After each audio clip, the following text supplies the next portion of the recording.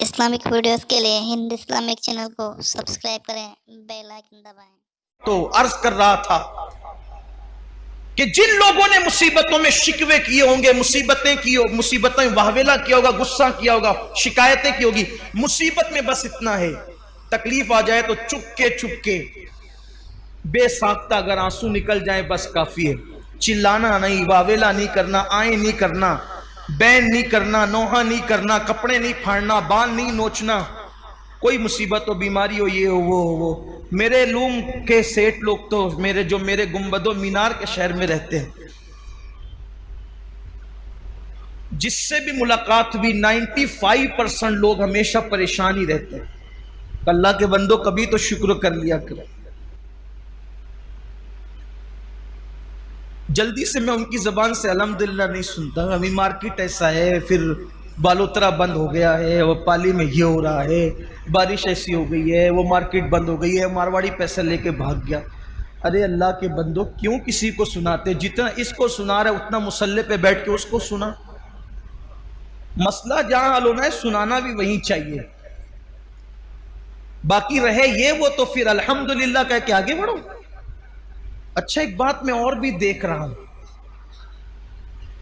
कि जब किसी से पूछा जाता है तो लोग कहते हैं अल्हम्दुलिल्लाह अला कुल्ली हाल। बल्कि हमारे सूफिया ने फरमाया बेहतर यह है जब खुशी में रहो तो अल्हम्दुलिल्लाह रब्बिल आलमीन कहा करो, जब खुश रहो तो अल्हम्दुलिल्लाह रब्बिल आलमीन, और जब कोई तकलीफ में रहो तो फिर कहा करो अल्हम्दुलिल्लाह अला कुल्ली हाल।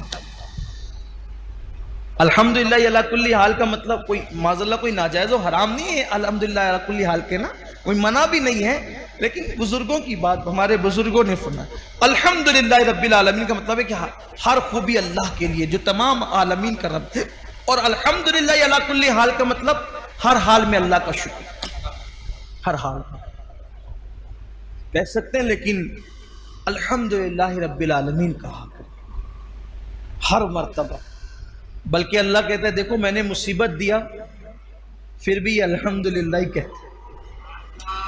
और लोगों ने करना क्या है, ये जुमला याद रखना, मुसीबत या तो बीमारी या तो तबीब को बताओ या तो हबीब को।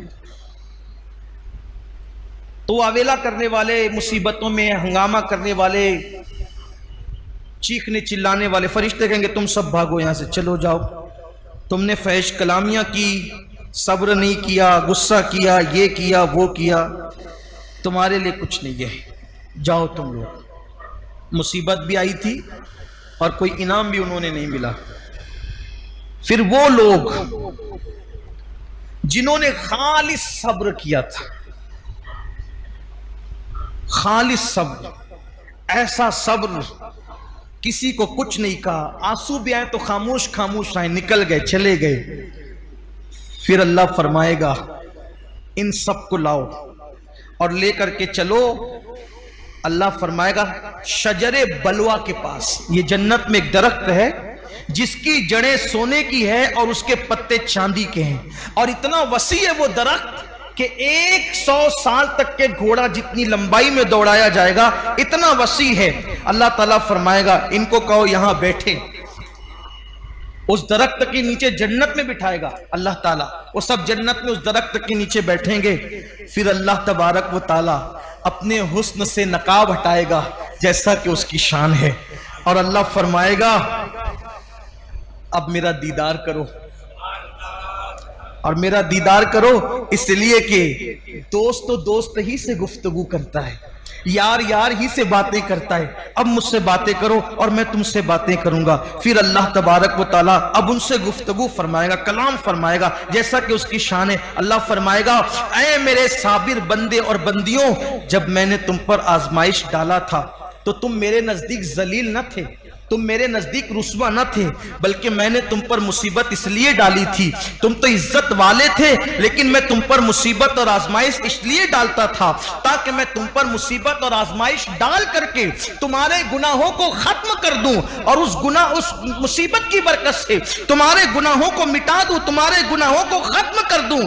लेकिन ऐ मेरे बंदो, तुमने वो सारी मुश्किलें, सारी मुसीबतें मेरी मोहब्बत में झेली। आज मैं तुमको बेहिसाब अजर अता करूंगा, बेहिसाब सवाब अता करूंगा। और फिर उसके बाद अल्लाह तबारक व तआला फरमाएगा, ऐ नाबीना लोगो, ऐ कोड़ वाले, ऐ जुजाम वाले, आओ।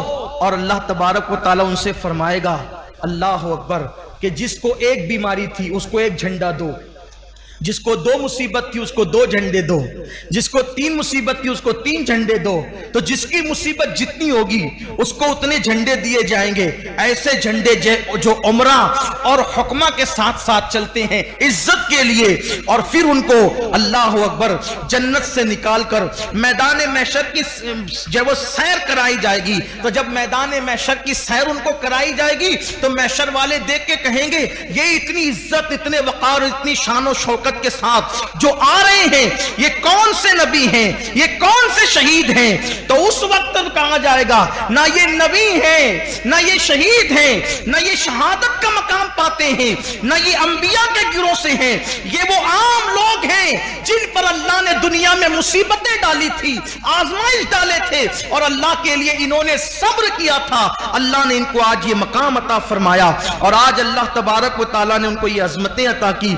उस वक्त लोग तमन्ना करेंगे, काश हम पर भी कोई मुसीबत आती, और हत्ता कि ऐसी मुसीबत आती कि अल्लाह अकबर हमें कैंचियों से काट दिया जाता। और फिर उसके बाद फिर ये होगा, अल्लाह फरमाएगा, ले जाओ इनको जन्नत के दरवाजे पे ले जाओ।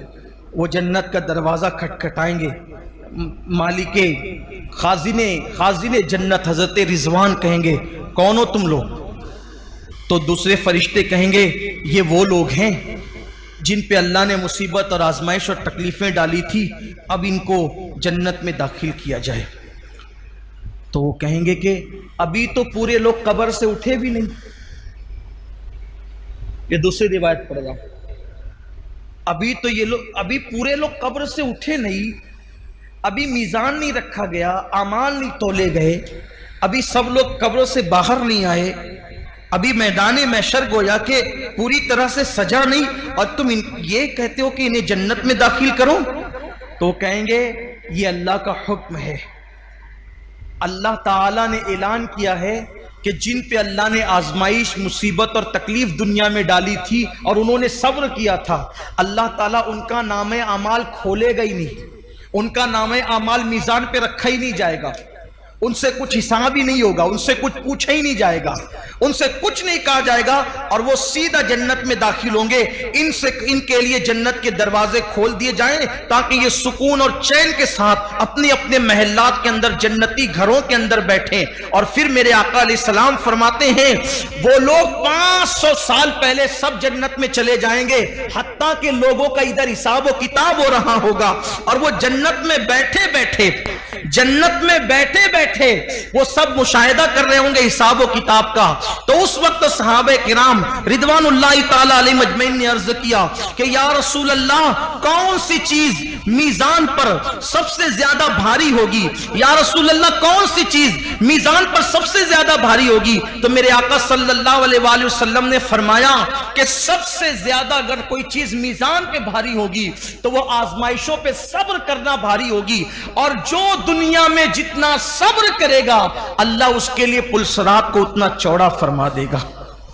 इसलिए अपनी जिंदगी के अंदर सब्र को, मुसीबतों और अल्लाह से दुआ करो कि मुसीबत ना आए, और मुसीबत आए तो सब्र, बीमारी आए, पैसे की किल्लत हो, अल्लाह ना करे औलाद ना हो, औलाद हो तो नाफरमान हो, अगर सब्र करो, किसी से शिकायत ना करो।